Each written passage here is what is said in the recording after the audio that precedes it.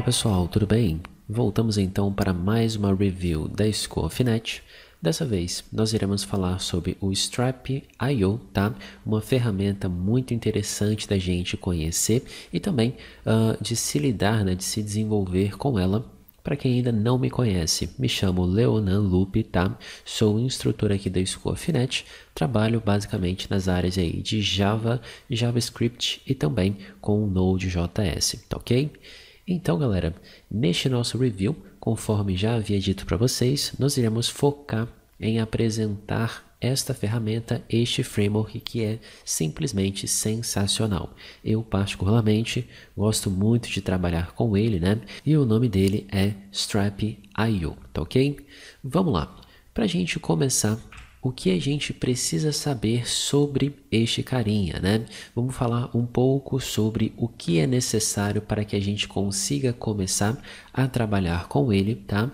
E logo depois a gente já vai entrar na parte conceitual aí para a gente entender, né? Para a gente procurar entender qual é o contexto aí desta ferramenta, que vocês irão perceber que ela se encaixa, né?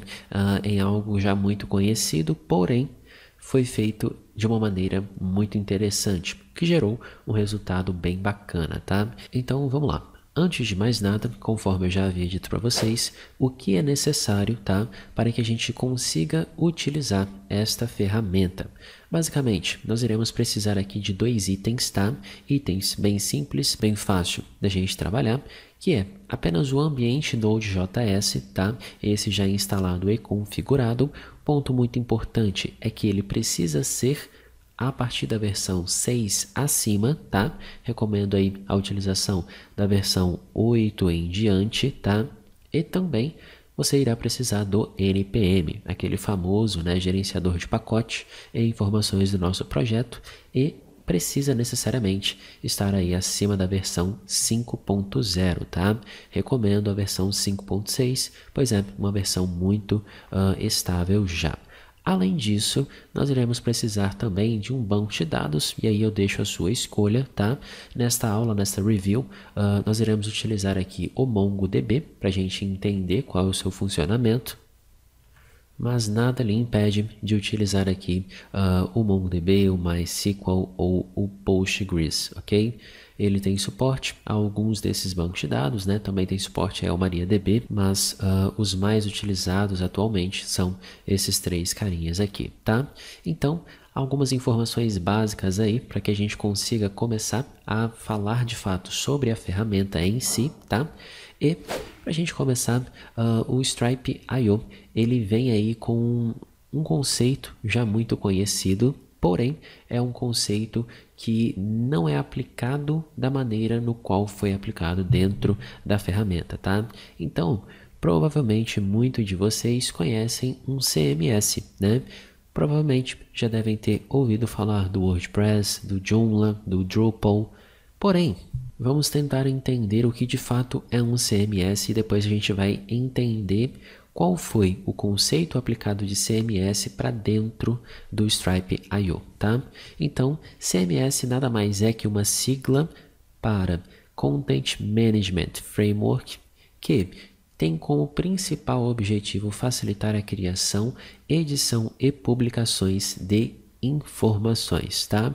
Ou seja, basicamente o CMS ele é uma espécie ali de esqueleto que irá padronizar a forma com que você publica, edita e cria determinadas informações. Quando a gente aplica isso ao conceito aí já conhecido, né? As ferramentas, na verdade, já conhecidas de CMS, WordPress, Joomla, Drupal, geralmente nós estamos trabalhando aí com blogs ou portais, né, de notícias e coisas do tipo. Então, nós temos ali um CMS que irá produzir ao final disso várias publicações, né? E aí vai depender se é um blog, se é um portal, publicações de artigo, publicações de notícia. E para isso ele vai fornecer um esqueleto já pré-padronizado com informações específicas. Por exemplo, nós temos ali um título, né? O título do artigo, o corpo do artigo e coisas relacionadas, beleza? Então o CMS nada mais é que uma ferramenta, né? Que visa nos ajudar nessa parte aí de criação, edição e publicação de informações de maneira geral, tá? Agora que a gente já entendeu este conceito, né, por trás aí de CMS, nós podemos então conceituar o Strap.io utilizando o seguinte contexto. Basicamente, ele também é um CMS, tá? Porém, ele vai se diferenciar, conforme eu já havia dito para vocês, porque ele não é um CMS igual os citados aqui. Ele tem essa mesma pegada de CMS, ou seja, facilita ali o processo de criação, edição e publicação de determinadas informações, porém, as informações que nós estamos lidando quando nós estamos utilizando a ferramenta Strap.io, tá?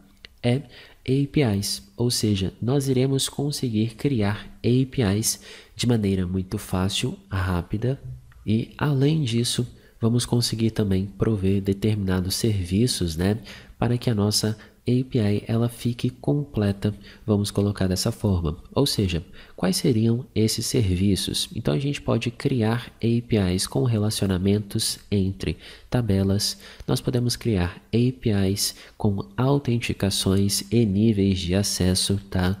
Podemos criar também APIs que realizam upload e coisas relacionadas, além de várias outras opções que a gente consegue realizar, né? E aí mais para frente a gente vai entender como que isso é possível, tá ok? Falando agora um pouco das vantagens desta ferramenta do Strap.io, podemos destacar algumas vantagens, né, que são notórias logo de cara quando você passa a utilizar a ferramenta. Então ele tem um ambiente muito fácil e simples de ser utilizado, é extremamente amigável, tá? Temos também uma agilidade na criação de APIs, obviamente, né? Porque devido ao conceito de CMS que foi utilizado para o desenvolvimento aí da ferramenta, nós temos então uma facilidade, uma agilidade muito grande para a criação de APIs, tá? Temos também um outro ponto que é muito legal, aonde a gente consegue realizar basicamente todos os processos aí diretamente na interface dentro de um painel administrativo, tá? Temos também suporte a múltiplos bancos de dados, conforme eu já havia dito para vocês. Iremos utilizar aqui como exemplo o MongoDB, mas nada impede de você utilizar bancos relacionais, como por exemplo Postgres, MySQL ou outros que ele também possui o suporte, tá? Seja um suporte nativo ou oficial ou um suporte terceiro, né? Criado aí pela comunidade, tá ok? Além disso, nós também temos a opção de estender o Strap.io utilizando ali plugins e add-ons, tá? Então, basicamente, houve aí mais uma adição ao conceito de CMS, aonde você consegue, através de plugins ou add-ons, muitas vezes esses plugins e add-ons são gratuitos, tá? Outras são pagos, você consegue estender funcionalidades dentro da sua aplicação. Isso tudo, né, fazendo através de um painel administrativo. Então, por exemplo, se eu desejo colocar pagamentos dentro da minha aplicação, eu posso instalar um plugin específico para realizar esta funcionalidade, né, de maneira bem simples e fácil, tá? É uma possibilidade, assim como é uma possibilidade você trabalhar com diversos outros plugins disponível em uma pequena loja que eu vou mostrar exatamente agora para vocês, tá? Então, pessoal, vamos sair aqui um pouco do nosso slide e vamos aqui para dentro do site do Strap.io, tá? Então, para quem ainda não conhece, acessando aí https://strap.io, você terá exatamente este resultado aqui.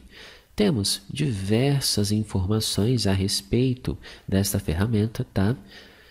E, além dessas informações, nós temos aqui, ó, uma abinha chamada plugins, ok? Dentro desta aba plugins, nós temos aqui um marketplace, onde você, inclusive, pode publicar o seu próprio plugin, né? Pode, inclusive, vender o seu próprio plugin, tá? Não tem nenhum tipo de problema. E aqui nós temos, então, alguns exemplos de plugins.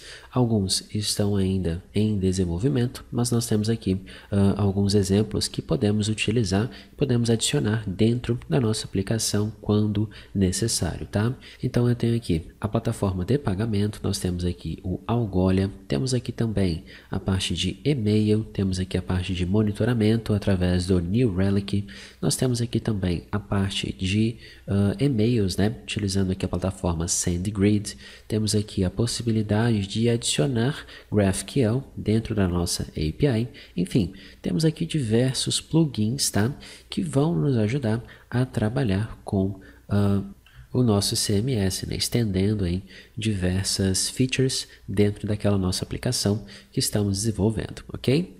Bom, então esse aqui é o site do Stripe.io, ok? É um site muito bonito, conforme eu disse, nós temos aqui uma documentação muito extensa, né? O que garante aí que você tenha, de fato, um suporte bem interessante, tá? Vamos verificar agora algumas desvantagens da ferramenta, tá? Porque nem tudo é 100% bom, né? Então, vamos lá. Basicamente, quando a gente está utilizando aí o Stripe.io, geralmente nós não temos contato direto com o código. Claro que a gente pode ter sim, né? O código é gerado e tudo mais, porém ele é gerado aí em um padrão que deve ser mantido, tá? Então, se a gente quiser alterar alguma coisa, enfim, nós precisamos manter este padrão. Também iremos ter que ter em mente que ele está ainda em versão alfa, tá? Ele está aí na versão 3, porém se encontra ainda na versão alfa, mas muito estável. Temos aqui também uma outra desvantagem, que é regras de negócios não são aplicadas através da interface, ou seja, geralmente quando nós utilizamos ali a interface do Stripe.io, tá? Nós estamos fazendo algo mais básico, né? Criação de um CRUD simplificado ou coisas do tipo, tá? Além disso, isso aqui não se encaixa nem numa vantagem nem numa desvantagem, tá? Mas eu coloquei aqui em desvantagem só para casos aí de informação. Nós temos plugins e add-ons que podem ser pagos, tá? Porém, você também consegue publicar os seus próprios plugins e add-ons e, consequentemente, receber por isso, né? Além de alimentar a comunidade da ferramenta.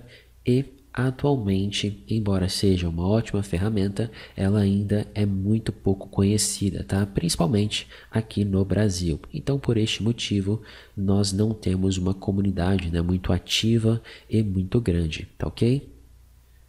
Agora, galera, que a gente conseguiu entender um pouco mais sobre a ferramenta em si, sobre o CMS, Stripe.io, CMS ou Framework, tá? Como vocês quiserem chamar. Vamos então realizar um pequeno exemplo prático a fim da gente entender melhor como tudo funciona, tá? Então, o primeiro passo que a gente tem que fazer é voltar lá no nosso primeiro slide, tá? E aqui vamos realizar então a instalação do ambiente e também do banco de dados, tá ok? Bom, eu já estou aqui com o site do Node.js pronto para ser utilizado, tá? Então, acessando aí nodejs.org, vocês irão clicar dentro de download, tá? E aqui nós temos então duas versões disponíveis para download. Temos a versão current, que é a versão mais atualizada, e temos aqui a versão LTS, que é uma versão que não é a mais atualizada, porém é a mais utilizada no momento atual, tá? Para ambas, nós temos aqui também o NPM. Então, você efetuando o download pelo site, automaticamente já inclui aqui o NPM. Se você reparar bem, é o que a gente precisa, tá? Um outro ponto importante é que as versões aqui dentro do site do Node já estão atualizadas mediante a nossa necessidade, tá? Então não se preocupem para isso. Para realizar o processo aqui de download e instalação é super simples. Selecione aqui qual é o seu instalador, qual é o seu sistema operacional, efetue os passos básicos aí da instalação de qualquer tipo de software e automaticamente você já estará pronto para utilizar. Uma outra coisa também é que você pode utilizar um gerenciador de pacotes do seu sistema operacional, isso é muito utilizado, né, geralmente aí em Mac e Linux, a fim de instalar o Node.js e também o NPM, tá? Quando nós estamos trabalhando aí com o gerenciador de pacotes, muito importante vocês saberem que a instalação do Node e do NPM é feita de maneira separada, tá ok? Agora que a gente já deu um overview aqui sobre o processo de trabalho, né, de instalação aqui do Node, vamos partir para o nosso próximo item, que é o banco de dados, tá? Então, o banco de dados que a gente escolheu utilizar vai ser o MongoDB. Neste caso, vocês podem acessar mongodb.com, clicando aqui em Get MongoDB, automaticamente vocês estarão sendo redirecionados para dentro do centro aqui de download, tá? O que você vai fazer aqui? Clica em Server, selecione aqui Community Server, selecione o ambiente que você quer trabalhar, clique em Download, tá? Efetue aí a instalação ou a extração e a partir disso você já pode startar o serviço do MongoDB dentro da sua máquina, tá? Conforme dito aqui com o Node.js, você também pode realizar a instalação através de um gerenciador de pacote, tá? Isso geralmente é utilizado em Mac e Linux, tá? Show de bola, pessoal! Escolhido aqui o banco de dados, já estamos prontos então para iniciar e trabalhar realmente com o Stripe.io, tá? Como que isso vai acontecer? Agora que eu já possuo o npm instalado, tá? Vocês podem se certificar através aqui do comando npm-v. Tenho aqui a minha resposta, ó. Estou utilizando a npm em sua versão 5.6, tá? Vou instalar então o Stripe.io dentro da minha máquina de maneira global. Para realizar este procedimento, eu vou utilizar o comando de instalação do npm install stripe --alpha-g. O parâmetro "-g" é que ele instale de forma global dentro da minha máquina para que eu consiga utilizar a qualquer momento. Vou pressionar um Enter e agora eu vou aguardar o processo aí de instalação ser finalizado. Como vocês podem perceber, o processo é bem rápido, tá? E agora a gente pode iniciar o nosso projeto todo através desse CLI que a gente acabou de instalar. Então, utilizando ali o Stripe, se vocês pressionarem Enter, nós temos aqui diversas opções aí de uso, tá? No meu caso, vou utilizar a opção New, a fim de criar um novo aplicativo. Então, vou colocar aqui App Stripe e a partir de agora ele vai pedir para que eu selecione algumas opções, tá? Essas opções serão utilizadas para configurar o nosso projeto. Então, por exemplo, ó, ele quer que eu selecione qual será o banco de dados que eu vou utilizar nessa aplicação. A partir deste momento, é necessário que eu tenha o banco de dados já rodando, tá? Dentro da sua máquina. No meu caso aqui, vou abrir uma nova aba e vou digitar MongoD, porque eu já tenho essa configuração setada e ao digitar este comando, ele automaticamente já starta o meu MongoDB, tá? Então, eu vou escolher aqui o MongoDB. Ele vai pedir um nome a ser utilizado ali para o nosso banco de dados. Caso eu não informe, ele vai capturar o padrão do nosso projeto. Então eu vou colocar aqui db app stripe. O host a ser conectado do banco de dados vai ser localhost mesmo. Server connection por default falso. Porta por default é sempre a 27017 porque eu não alterei. Username também não utilizo em ambiente local. Password também não utilizo em ambiente local, tá? Authentication Database vou deixar em branco e também a parte de SSL, como eu estou em ambiente local, não se faz necessário. Ele vai testar a minha conexão, vai conseguir conectar automaticamente e agora ele já vai gerar aí toda a nossa aplicação, né? Aquele esqueleto da nossa aplicação pronto para ser utilizado, tá? A partir deste momento a gente vai iniciar este serviço e ali a gente vai conseguir trabalhar com a interface, tá? Vamos aguardar aí o processo de geração e configuração do nosso projeto e nós já retornamos. Prontinho, pessoal, aplicação gerada com sucesso, os próximos passos estão aqui, ó. Então eu tenho que acessar o meu projeto e utilizar o comando de start. A partir disso, ele já vai automaticamente, tá? Iniciar o nosso servidor. Houve apenas uma falha minha. Esqueci de dar o comando certo, tá? Então, agora utilizando o comando certo, ele já vai iniciar a nossa aplicação e já vai abrir, né, dentro da porta aí 1337. A gente pode pegar e acessar essa nossa porta mediante as informações aqui passadas. Então, por exemplo, ó, quero acessar o meu painel administrativo, retorno para cá, ó, e faço então o acesso ao meu painel administrativo. Quero trabalhar com o meu front-end, ou seja, o que ele vai gerar. Temos aqui apenas uma página aí, padronizada, né, de como começar a trabalhar. Neste caso, o nosso foco vai ser trabalhar com o admin. Então, eu vou criar aqui o nosso primeiro usuário, tá, para acessar o nosso painel administrativo, neste caso, o usuário administrador. Vou trabalhar aqui com admin a senha, também admin.com.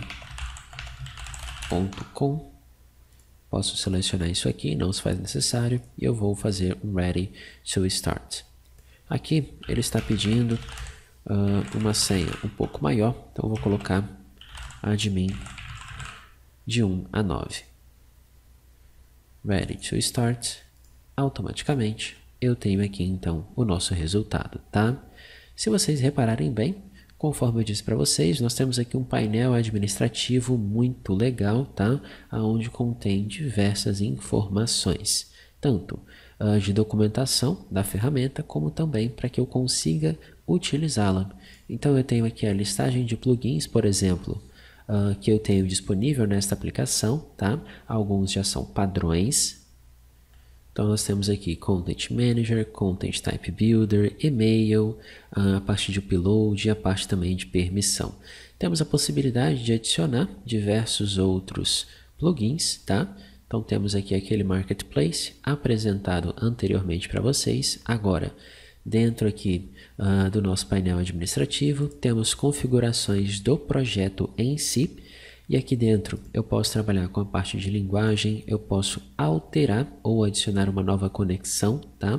Junto ali a um novo banco de dados. Posso também configurar algumas informações a respeito de request e response, tá? E também a respeito do próprio servidor, tá ok? Logo acima, pessoal, nós temos aqui algumas coisas relacionadas à configuração de plugins. Então nós temos aqui a área de plugins. Por padrão, eu estou aqui dentro da parte de permissão de acesso, aonde ele já vem pré-configurado, né, com algumas coisinhas. Então, por exemplo, ele tem aqui 3 roles: administrador, autenticado e público. Temos aqui algumas formas de autenticação. Neste caso, só estamos utilizando via e-mail. Temos também a possibilidade de enviar e-mail e customizar esses e-mails, tá? De acordo com a nossa necessidade. E temos também algumas configurações que são específicas aí do plugin, tá? Geralmente, ele vai manter sempre este padrão. Temos aqui a parte de upload, e a gente pode também realizar upload, pode fazer configuração. Temos aqui a parte de Content Type Builder, tá? Que será aonde de fato nós iremos criar as nossas APIs, tá? E temos aqui o Content Manager, que vai ser basicamente aonde nós poderemos consumir essas informações, tá? E aí conseguimos também alterar algumas coisinhas, ok? Então, vamos lá. Por padrão, sempre que eu crio um projeto, ele já vem com este Content Type, tá? Que nada mais é que uma API de usuários pronta e já funcional. Por quê? Se você reparar bem, o único usuário que temos criado aqui é aquele usuário que a gente gerou logo ao acessar o painel administrativo. Então ele já faz parte do nosso projeto, tá? Aqui eu consigo, por exemplo, adicionar um novo usuário, consigo também editar este meu usuário e consigo também deletar este meu usuário, tá? Novamente, como vocês podem perceber, sempre com uma interface bem amigável, né? Uma interface padronizada, o que garante aí uma facilidade no uso, tá? Então, por exemplo, se eu desejo criar uma nova Content Type, que seria ali uma nova API, o que eu posso fazer? Adiciono um novo Content Type, vou dar o nome aqui de Task, tá? connection default, que é a conexão ali com o banco de dados, tá? E eu também posso alterar o nome da minha coleção lá do banco de dados. Caso eu não queira, vai aparecer exatamente a mesma colocada ali. Vou dar um save. Aqui foi criado uma espécie de esquema e agora eu vou adicionar campos dentro deste nosso esquema, falando aí de MongoDB. Se fosse banco de dados relacional, seria criada ali uma espécie de tabela e dentro da tabela nós iríamos adicionar as nossas colunas, tá? Então, por exemplo, ó, eu quero adicionar uma string que teria como nome name, por exemplo, tá? E aí eu disse que dentro desse meu esquema task eu tenho agora um novo atributo name. Posso também definir algumas configurações avançadas, por exemplo, o valor padrão, se ele é required ou não, se ele é obrigatório ou não, se ele é um campo único que deve ter informações únicas, se ele tem um padrão aí de tamanho específico, tá? Neste nosso caso não vamos colocar isso, vamos apenas colocar um continue e nós temos aqui então o nosso esquema task com um novo campo já criado com sucesso. Se eu quero adicionar outros, obviamente, né, eu posso vir aqui e adicionar todos esses campos aqui. Temos campos de string, textos maiores, números, verdadeiro ou falso, data. Podemos também trabalhar com a parte de JSON, né, informações aí serializadas em JSON, informações de e-mail ou senhas, informações de mídia como imagens, PDF e coisas do tipo, e também podemos inclusive realizar relacionamento entre as nossas tabelas, tá? Ou os nossos esquemas. Neste caso, quais seriam os nossos esquemas? Temos aqui task, temos aqui a parte de usuários e temos também a parte de permissão. Todos esses itens são tabelas, esquemas disponíveis aí dentro do nosso Stripe.io, tá? Automaticamente, ele já vai fazer toda a parte aqui de restart, tá? E agora nós temos aqui o nosso Content Type Task pronto para ser utilizado. Aqui dentro, novamente, eu vou ter aquela interface toda padronizada, tá? No qual eu posso adicionar uma nova task e aí ele já aparece para mim o campo. Posso editá-la. Então vamos editá-la aqui. 1, 2, 3. E por fim, eu posso também salvá-la, tá? Show de bola. Então nós temos aqui já a API totalmente funcional, ok?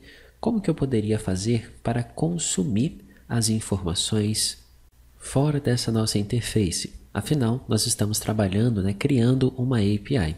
Então, isso pode acontecer através do seguinte. O primeiro passo que a gente tem que fazer é entender qual é o seu endpoint, tá? Por padrão, foi criado então o nosso model, o nosso esquema task, né, o nosso content type task, tá? Vocês percebam que ele já adicionou um S ao final, ok? E eu tenho que vir aqui, ó, dentro de roles e permission e automaticamente dizer que este meu content type está disponível para um acesso público, porque nós temos já por padrão o plugin onde ele trabalha os níveis de permissão. Então eu venho dentro dele e faço a minha configuração, dizendo que para a minha task eu quero habilitar todos os itens ou somente a possibilidade de buscar as informações registradas ou coisa do tipo. Vou selecionar tudo aqui, tá? Posso realizar a mesma coisa para os outros plugins, tá? Não tem nenhum tipo de problema. E eu vou salvar, ok? Um outro ponto também muito importante é que automaticamente aqui do lado, ó, se você verificar, quando a gente seleciona alguma coisa, nós temos aqui a URL que a gente pode trabalhar, tá? Então nós temos aqui que ao acessar localhost na porta 1337/tasks, notem a presença do S ao final, nós teremos então o resultado de find. Temos aqui o resultado de count, o resultado de create, utilizando aqui o método post e coisas relacionadas, tá? Então eu vou salvar aqui, não alteramos nada, não precisa ser salvo. E automaticamente, se a gente acessa este carinha aqui, /tasks, olha só que legal, eu já tenho um resultado. Neste caso, um resultado vazio, né? Deixa eu criar aqui alguns registros. Realizar novamente a request e agora sim nós temos aí o resultado, né, contendo as informações. Poderia também utilizar o count para contar, poderia buscar um item específico através do meu ID e coisas do tipo, tá? Temos aqui o find one, tasks, vamos voltar para a minha listagem, capturo o meu ID, ó, e busco uma informação específica, tá? Tudo isso nós temos aqui disponível, né, mediante os métodos necessários, ok? Então, eu tenho aqui já um content type criado, tenho aqui um nível de permissão podendo ser alterado a qualquer momento, tá? Temos aqui a possibilidade de upload.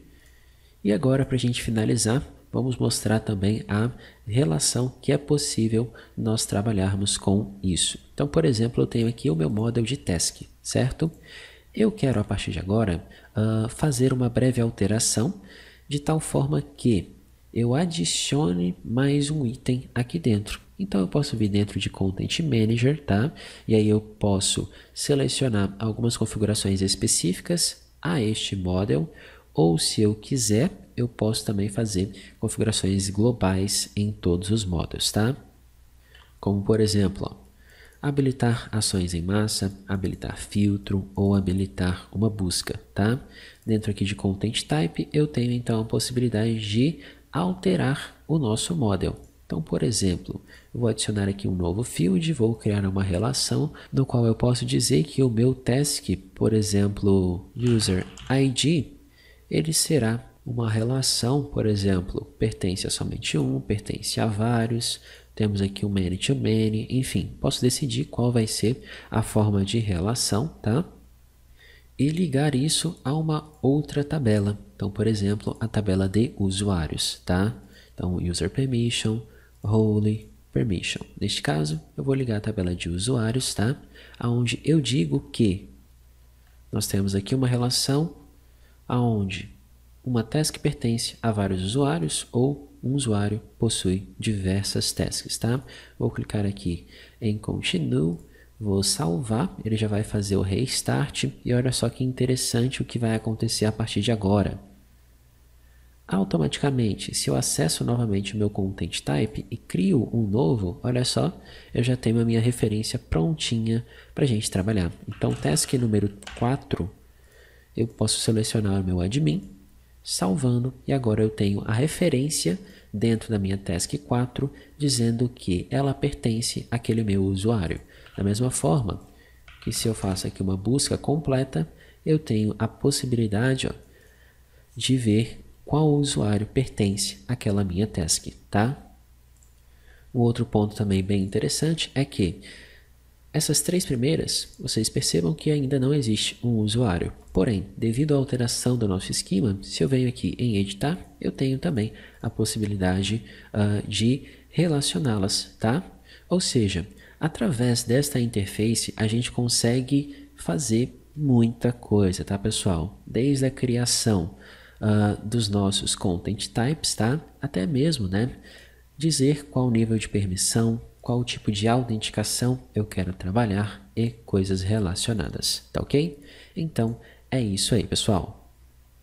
Sem dúvida nenhuma, esta ferramenta, né, este Framework Stripe.io é uma ótima opção, principalmente para aquele MVP que você quer fazer de maneira rápida ou aquele projetinho simples que você deseja fazer de maneira rápida, né?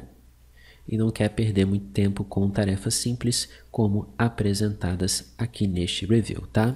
Espero muito que vocês tenham gostado, então espero que seja de fato uma opção aí para os próximos projetos, tá? Então, vou ficando por aqui, grande abraço e até a